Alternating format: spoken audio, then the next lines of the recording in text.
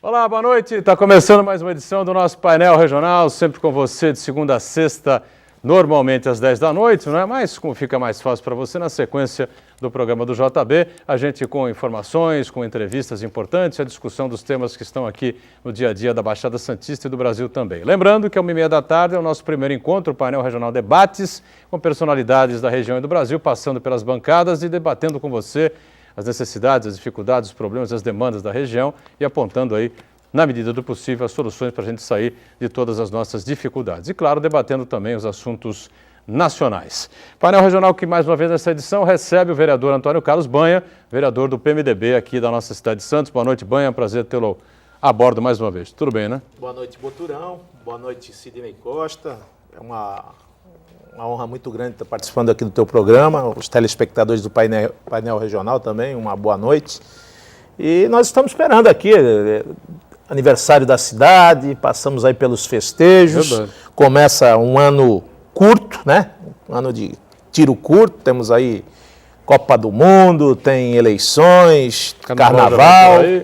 E a gente está aqui à disposição do teu programa e também dos telespectadores para que enviem para nós críticas, sugestões, o que aflige hoje o cidadão santista, o cidadão da região metropolitana e o que vem aí nessas próximas décadas, porque a gente tem que preparar a nossa cidade e nossa região para as futuras gerações e a gente tem visto aí uma demanda muito grande, me desculpe me alongar, Boturão, mas a gente tem visto a necessidade, eu vejo aqui a volta às aulas da Universidade de Santa Cecília e vim com isso na cabeça. Nós temos aí um número muito grande de pessoas que precisam ganhar o pão com o suor do seu rosto, os filhos da cidade, com melhor capacitação, melhor orientação, para que ocupem os postos do trabalho e para que esse dinheiro fique dentro da nossa região, para que esse dinheiro possa sustentar os filhos da cidade e da região, porque o valor da região está nesse legado que se deixa aos filhos, aos netos, que é o conhecimento. E esse conhecimento vai trazer desenvolvimento e, principalmente, o equilíbrio social e econômico de uma cidade e de uma região. Muito bem. Como disse o Banha, já está com a gente aqui também o nosso Sidney Costa, o Sidney advogado, radialista, já participou várias vezes conosco do painel regional Debates e eu tenho a impressão que aqui no painel regional da noite é a primeira vez. Uma satisfação recebê-lo, meu caro Sidney. Boa noite para você, tudo bem? Boa noite, Boturão. Boa noite, essa legenda viva aí do Legislativo de Santos. Eu fico muito à vontade diante do mestre Banha, porque ele esteve um período com a gente lá no Em Cima da Hora e ali eu aprendi a importância de você ter palavras firmes e um propósito de representar o povo. Você pode ser acusado de muitas coisas, Banha, mas jamais que esteve distante do povo. Na primeira luta lá, com aquele traçado do túnel, você esteve conosco, já foi buscando alimentar esse protesto, que hoje a gente vê o endirecionamento diferente. Eu ainda estou de ressaca do aniversário da cidade, e você já falou tudo, Banha. É o nosso porta-voz mesmo. Porque o Luiz de Vaio fez uma participação especial na homenagem que fizemos a Santos. Eu também fiz, eu lembrei, na saudação ao Porto, uma frase cifrada. Salve o nosso Porto, trabalho de verdade, marcas desse esforço, marca da liberdade. Nós fizemos essa homenagem lá no Em Cima da Hora. E essa frase cifrada é o Porto precisa ser salvo, justamente por causa dessa luta sindical, da terceirização, você que tem também defendido a importância do trabalho e da estabilidade lá no Porto, dos trabalhadores. E nada mais justo no dia de hoje, agora né? você também reforçou aí o que o Luiz falou. Nesse tema não é só os que estão morando nas torres e de vista para o mar que fazem parte da cidade. É verdade. Aqueles dos bolsões periféricos, aqueles que também estão sofrendo com necessidade de melhor habitação, habitação popular também são santistas e tem que receber o olhar do poder público. Então, portanto, está aí. Temos hoje essa oportunidade de fazer essa digressão. 3017-9110, abri aqui o telefone para você participar conosco, com a sua pergunta, com o seu comentário. Você fica absolutamente à vontade com a gente aqui no nosso espaço democrático do painel regional. E só para emendar aqui o gancho, pegar o gancho aqui do Sidney, hoje comemora-se o Dia do Trabalhador Portuário. Nós recebemos no painel regional Debates hoje à tarde o Marco do Sindicato dos Conferentes, né, o Guilherme dos Guindasteiros, estiveram acompanhados pelo nosso Uriel Vilas Boas e pelo Manuel Rogério. Não é? E um dos temas curiosos, né, que gerou uma polêmica entre o Uriel e o Rogério, né, com relação a esse investimento, né, feito pelo governo federal lá no Porto de Cuba, né? E o Rogério colocou uma coisa interessante, não é? O Uriel defendeu, dizendo que é um porto estratégico, enfim, e o Rogério colocou uma coisa curiosa, né? Porque faltam tantos investimentos aqui. Falta malha ferroviária, falta mobilidade urbana, tantos problemas nós temos aqui nos períodos de safra, equipamentos que estão sucateados aqui no nosso porto, né? Não pensa falar assim, não, 600, 700 milhões, né, de investimentos do governo federal, né? No orçamento da União, pouco significado, na verdade, tem, não é? Mas nós já tivemos aqui a Codesp devolvendo aos cofres da União, isso foi confirmado pelo presidente da Codesp aqui, Renato Barco, no painel Debates ano passado, quando ele participou conosco, né? Em 6 anos, 1 bilhão e 300 milhões de reais devolvidos aos cofres da União, porque a Codesp não tinha projeto. Quanto custa um túnel? Será que não dá para fazer esse túnel tão esperado por todos nós, seja esse túnel que está aí polêmico, ou seja outro túnel na entrada da cidade, que muita gente acha que é mais interessante? Meu caro vereador Banha. Você está coberto de razão. E quando nós moramos no planeta Terra, logicamente, dentro desse universo, desse mundo, nós temos que estar com os nossos irmãos de outros países com uma balança equilibrada, seja no nível social, econômico, fiscal, e que as pessoas tenham qualidade de vida nesse universo. Mas nós estamos falando aqui de necessidades primárias. Se a gente não encarar, focar, e esse Porto de Santos, eu quero deixar aqui registrado em nome da maior categoria de trabalhador do Porto, não desfazendo as demais, mas pelo volume, pelo número de trabalhadores e até pela marca e pela bandeira e a história da família estivadora, a gente tem um misto daquela bandeira, do preto e do vermelho, né? Do luto e do sangue derramado por muitas vidas. A gente ainda é do Porto do Trapiche, de carregar saco nas costas. Hoje tem tecnologia, hoje tem modernidade, mas se não fosse o trabalho do portuário, da família estivadora, não tem uma família em Santos que não tenha um parente, ou um descendente, ou um ascendente na sua família que não trabalhou na atividade portuária. Então, eu rendo aqui as minhas homenagens através da família estivadora, do Ney, do Magal, do nosso dirigente da Estiva. Hoje vi o presidente do Sindicato dos Conferentes, o Guilherme, o Cirino, o Apolinário, uma série de atividades, vou citar todos aqui, os trabalhadores do bloco, mas fica aqui o registro, porque através do maior porto da América Latina, que é o Porto de Santos, é que se deu a inauguração de outros portos no Brasil. A gente fala hoje em Suape, a gente fala do reforço de Itajaí, a gente fala de Paranaguá, porque toda taxa de melhoria dos portos, todo o dinheiro que era arrecadado aqui na época da CDS e depois da Codesp, passava pelo Ministério dos Transportes, aquela saudosa, nefasta MT-DVNP do Ministério dos Transportes, onde todo o dinheiro era direcionado para Brasília, como é hoje, o Marco Zero do Porto, dinheiro todo direcionado para Brasília, e de lá se faz todas as alterações, os arrendamentos, o encaminhamento de verba. Há quantos anos eu me conheço por gente que o Porto está sempre em dragagem? Não acaba nunca a dragagem do Porto. É emergencial, vai melhorar, vai acontecer. Então, as coisas aqui, primeiro, para a gente arrumar a casa alheia ou investir dinheiro, moeda nacional, em capital estrangeiro, logicamente que nós temos que trocar tecnologia, equilibrar a balança, temos negócios com comércio exterior, comércio local, agricultura, que é o nosso celeiro, em troca de mercadoria, de tecnologia, de expertise. Agora, não podemos tirar dinheiro do nosso povo sofrido, onde falta saúde, falta habitação, falta mobilidade, falta, principalmente em se tratando de porto. Se a gente tem portos aqui que estão ultrapassados, estão sucateados, estão com falta de mobilidade, temos um colapso interno na malha rodoviária e ferroviária, infraestrutura.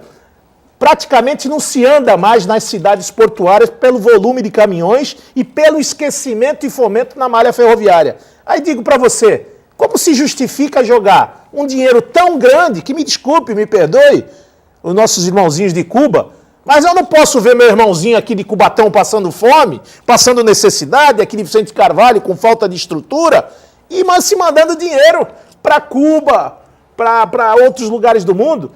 Ninguém fica bem ou pode deixar alguém bem se não estiver bem. Agora, a gente só pode chegar a esse ponto quando nós estivermos com os nossos portos, os nossos aeroportos, estão à beira de uma Copa do Mundo, e nossas obras todas atrasadas. Ferrovia sucateou. A última ferrovia que foi feita aqui pelo governo foi no governo Sarney, já faz tempo. E depois disso, lotearam, sucatearam, o maior patrimônio de mobilidade eram os trens. Hoje é modelo na Europa, a locomoção por trem. É o modelo mais barato, mais preciso, mais rápido. E nós fizemos o caminho inverso. Abandonamos os trens e hoje está se falando em investir em trem. Perdemos quanto tempo? 20 anos? 30 anos? Nós perdemos para fazer o quê? Para analisar e atingir o quê? O óbvio que era a malha ferroviária? Tem um detalhe para você então, você vê isso aí, doutor.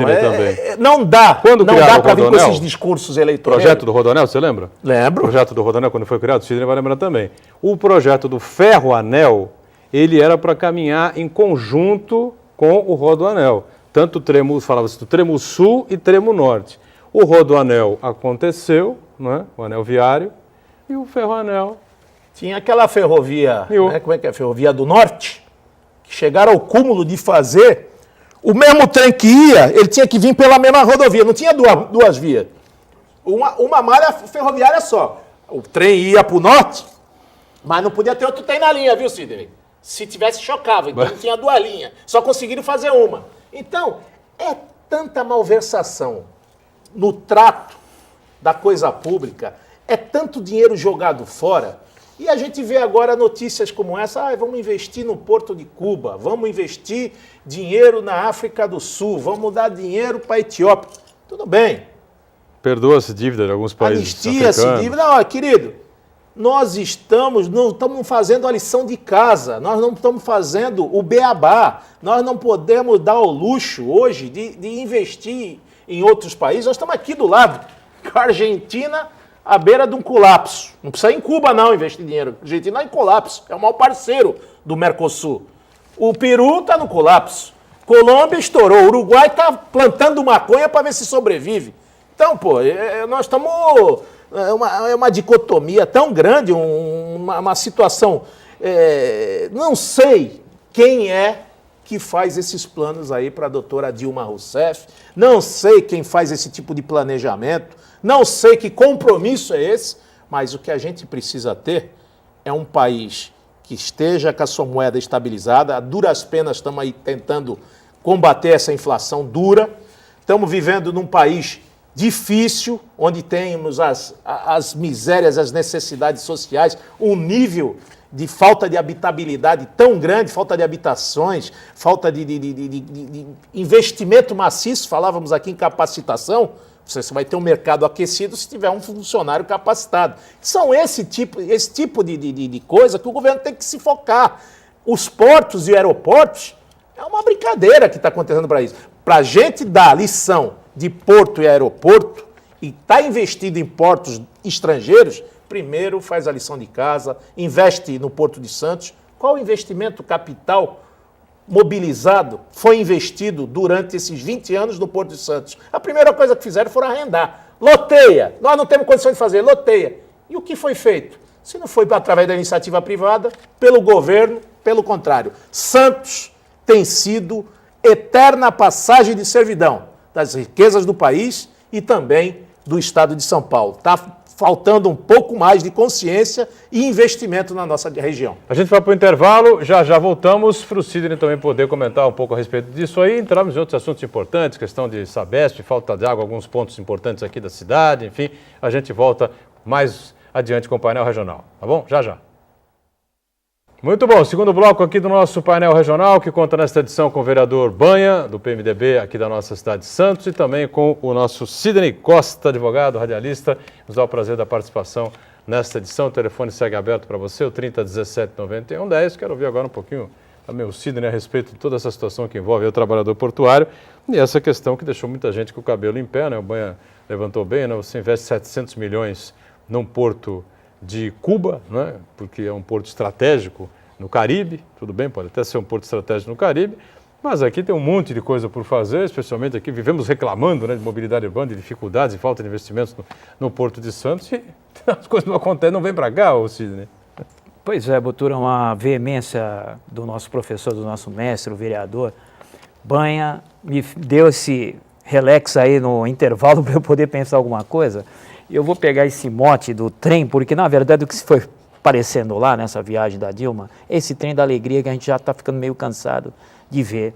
Eles aproveitam essas oportunidades para dizer que é um momento estratégico, enfim, de boas vizinhanças com povos que têm interesses comuns e até políticos, mas na verdade fazendo benéfico chapéu nosso. E complica a interpretação de qualquer outra coisa que não seja isso. Na verdade, ações desse tipo revelam esse trem da alegria que virou o governo do PT. Eu dou e ainda faço muita festa para dar, muito marketing em cima disso, e as necessidades dos de casa fica sempre sobrando, como você com firmeza argumentou. E eu vou lembrar aqui alguém que já passou por esse programa, já passou pelo painel regional debates, o santista que defende a despoluição sobre trilhos, o José Manuel Ferreira Gonçalves, que tem uma pesquisa de estudo acadêmico, que qualquer pessoa em sã consciência pudesse aproveitar isso, autoridades que pudessem aproveitar isso a bem do país, está lá toda a linha de aproveitamento de mercadoria sobre trilhos, transporte sobre trilhos que o Brasil vem abandonando e está pagando um preço caro por isso. E é no mínimo inusitado, Sidney, porque já a minha saudosa avó já falava que quem sente o calor da panela é a colher. Mas o governo, não só o governo do Estado, mas e o governo federal, nós temos... Quem é que conhece a região a fundo, as suas necessidades, as suas dificuldades, os seus gargalos, os seus estudos? Você não vai falar em municipalização do Porto, não, né? Não digo nem... Ou regionalização do Porto. Querido, não, isso aí já é uma bandeira que rasgaram, mas aí deveria... acho que foi... Eu tenho uma o fundo política, do oceano. Eu tenho uma visão, as coisas acontecem na cidade, infelizmente. É municipalismo, né? A municipalização... Sem dúvida. Inevitavelmente, se não for daqui a 20, ou 30, ou 50 anos, ela vai acontecer. Quem tem que administrar o Porto de Santos? O trabalhador. É a região metropolitana que trabalha, o Porto de Santos, Guarujá, Cubatão. A região adensada é que tem soluções para a mobilização, para o aspecto econômico, social, os investimentos. Agora, o cidadão lá de Brasília, como é que ele vai falar da ponta da praia, do arrendamento, multiplicação, triplicar a produção de grãos, onde vai poluir, vai acabar com a saúde? Então a gente tem que equilibrar desenvolvimento com qualidade de vida. Mas para isso tem que ter a humildade de chegar ao chefe da cidade e das cidades da região e sentar. Qual é o projeto? O que precisa ser feito, o que vai acontecer com o Santos, o terminal de passageiro, porque é hoje lá no Armazém 23, no meio do adubo, no meio do trigo, no meio do pombal, jogado no meio dos trilhos, por que não se faz aqui na ponta da praia? Órgãos técnicos, então se rasga um novo plano diretor do Porto.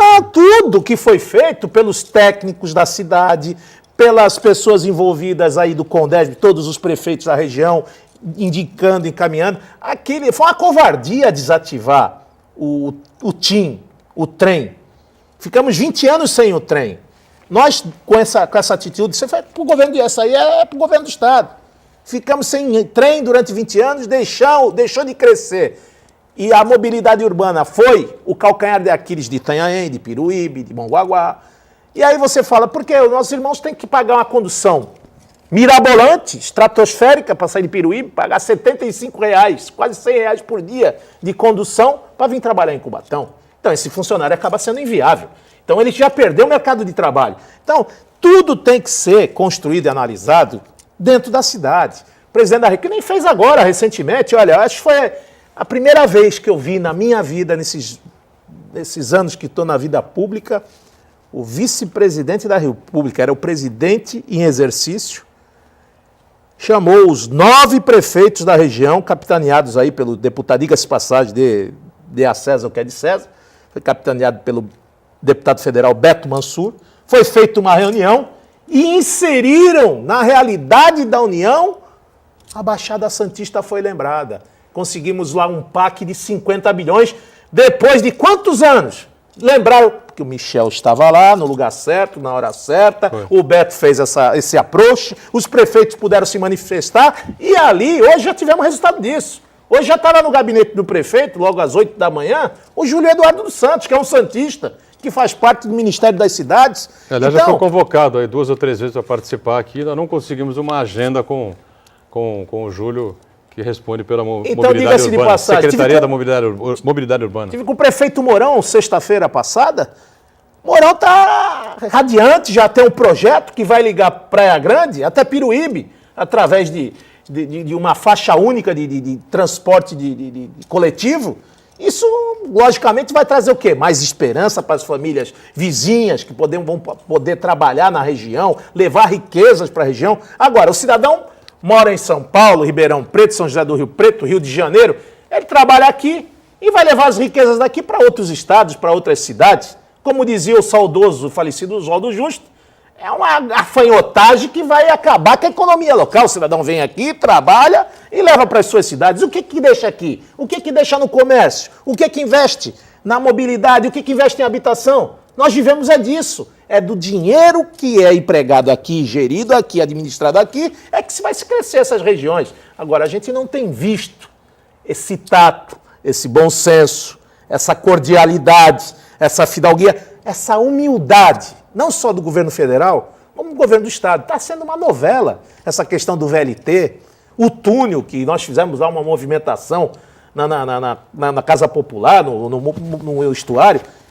As cidades são compostas pela população, que tem lá eleito pela população um prefeito, que tem lá um legislativo, que tem um judiciário, que existem técnicos e que precisa ser respeitado. Não é projetos em cima da perna, na calada da noite, cifras estratosféricas, a gente vê custos de obras que eu jamais ouvi falar na minha vida e que, infelizmente, ficam aí tateando, como disse o Boturão, quantos anos a gente espera um túnel ligando Santos-Guarujá, que vai unificar esses portos, que vai se fortalecer, vai diminuir esse número de caminhões que adensam as cidades.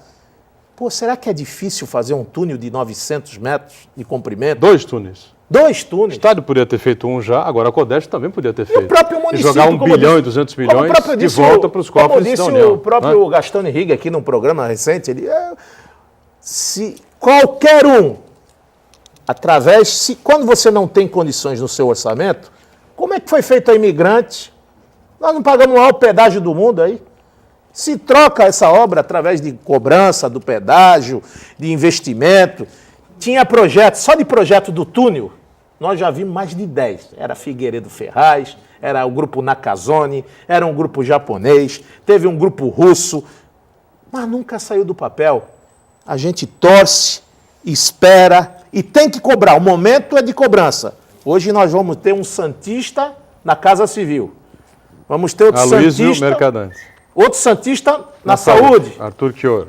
Temos lá um paulista que é o vice-presidente da República. Michel.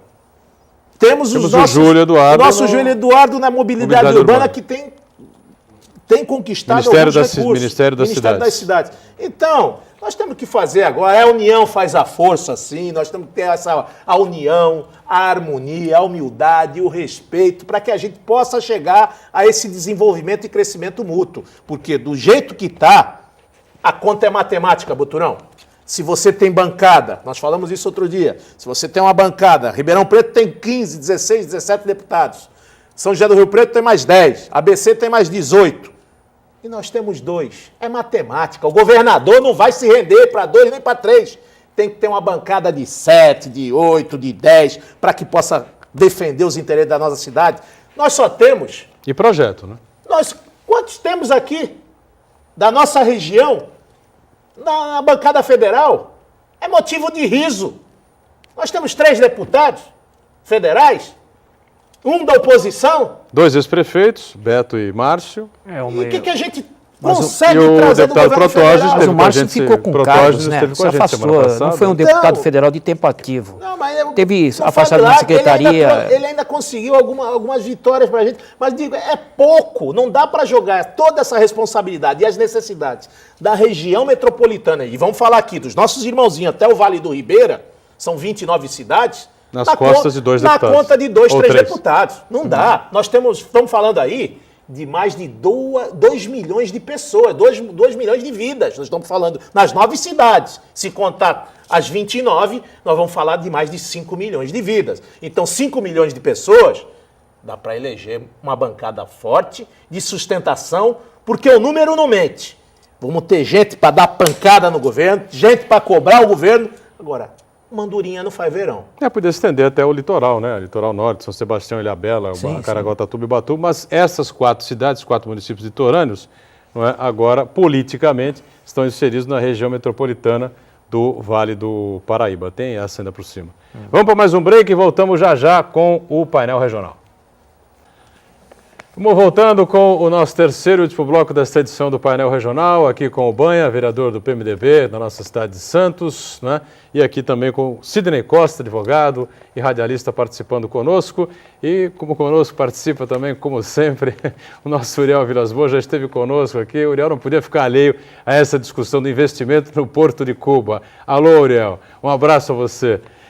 Uriel Vilas Boas, para a informação do investimento feito pelo BNDES ao Porto Cubano, 802 milhões de reais foram gastos no Brasil em bens e serviços, né? E ele pergunta, na opinião de vocês, o que deve ser feito para superar as divergências entre os trabalhadores portuários que estão diminuindo o poder de fogo, né? E é verdade, que o poder de fogo que tinham e que tinham à disposição, né? Os trabalhadores portuários estão com dificuldade, cada vez mais dificuldade de dialogar e de manter os postos de trabalho. É isso que o Uriel está querendo dizer, né? É para ficar boquiaberto, né? É para fomentar. Eu gosto do Uriel, fomos vereadores juntos, e um grande sindicalista, uma grande pessoa, uma grande alma, um pai de família maravilhoso, e é um eterno fomentador de discussão. É nas discussões que nós vamos encontrar soluções para o nosso país, para os nossos problemas. 802 milhões de reais ao Porto de Cuba. Puxa vida, é de espantar. Bom, o BNDES já comprou até hotel. Jogou dinheiro para hotel, para supermercado, para resort, dinheiro para... Todo mundo teve dinheiro lá. Agora, a Bertin teve dinheiro do BNDES, o Grupo Pão de Açúcar. Não é de se espantar, não. Agora, para Cuba, 802 milhões.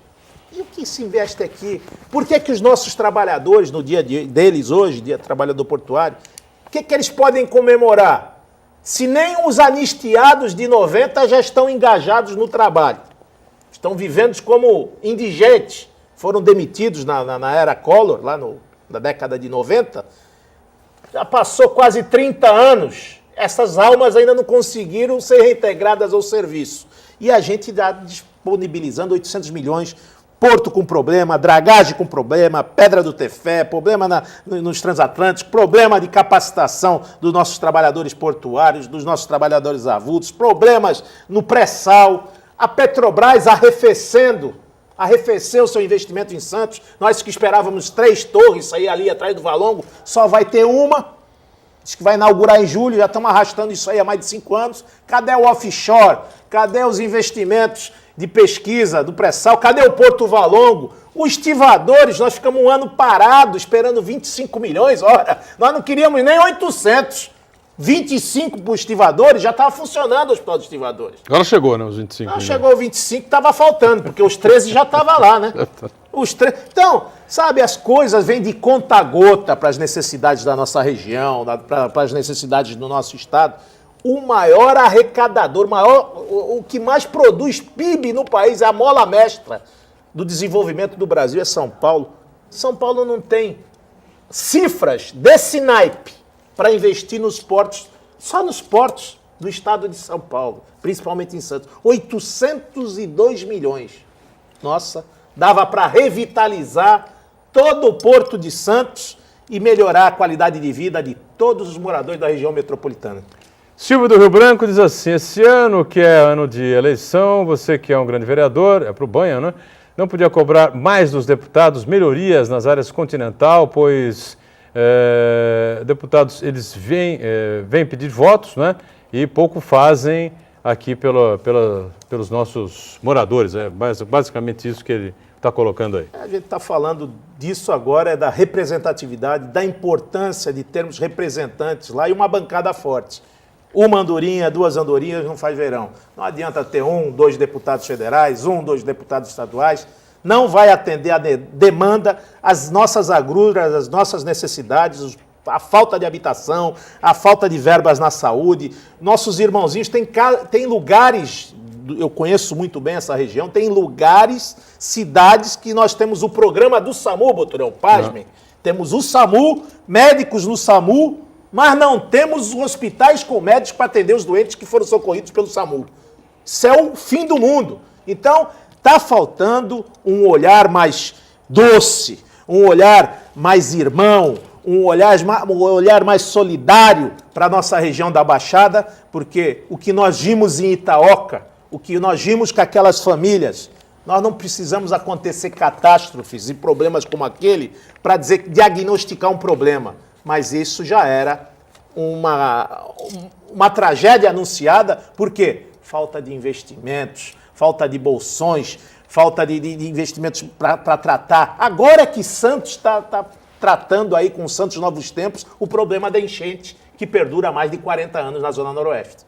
Muito bem. Sidney, acrescenta alguma coisa, não? Olha, eu, diante da velocidade e da inteligência do professor, vim aprender, mas eu vou pegando motes.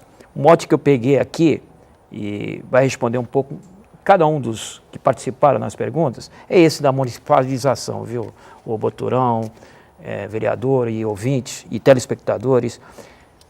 O prefeito é a espécie do mordomo dos interesses primeiros. Ele enxerga todos os problemas. Já tivemos aqui um audacioso prefeito que falou em municipalizar até a Sabesp aí no passado, e hoje a gente vê recorrentemente o problema de água. Você mesmo já falava nos bastidores lá no Morro, Guarujá sofreu isso, o litoral sofreu isso. Não é possível, você vê, no dia de hoje, eu recebi várias notificações no meu gabinete, e diga de passagem, estou entrando amanhã com a representação no Ministério Público contra a Sabesp. Os nossos irmãozinhos do Morro da Penha, do São Bento, da Nova Sintra, há muito, desde o Natal, tem problema de fornecimento e abastecimento. Isso é flagrante crime de defesa do consumidor, porque ele paga a sua tarifa, paga as suas taxas e vai tomar banho de caneca, pedir água da bica.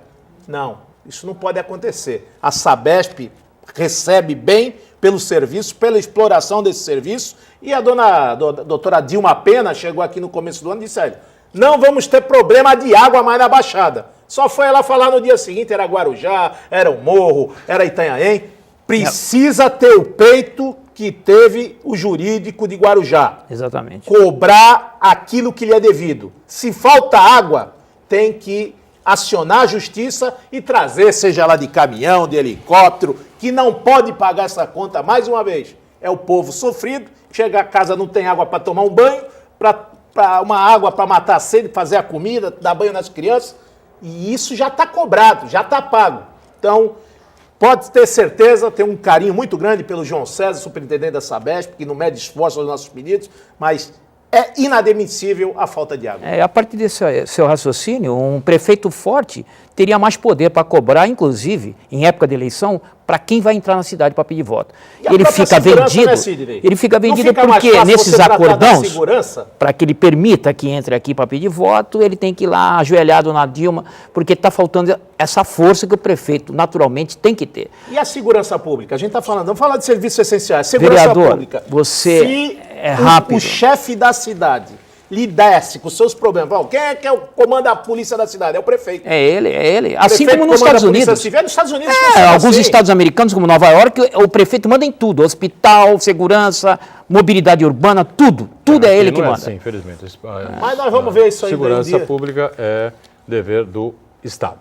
Estamos fechando aqui o painel regional. Obrigado, Banha, mais uma vez por estar conosco. Até a semana, viu? Obrigado você, Boturão. E agradeço ao Sidney Costa. Estaremos presentes logo em cima da hora, na Rádio Terra, lá com os nossos amigos Heraldo, com o Abissai Rocha. Abissai, Um beijo no seu coração. Agora é conexão, o mestre, vereador. Agora é em cima da rocha, é em cima da hora com plantão policial lá. É o mestre das artes da comunicação, principalmente da área de segurança pública, um dos profundos conhecedores de segurança pública da nossa região. Sem dúvida nenhuma. Obrigado, Sidney, por estar com a gente. Obrigado a você que nos acompanhou. Voltamos amanhã, 10 da noite, na sequência do JB com o painel regional. E 1h30 da tarde tem o painel debates. Até amanhã. Tchau.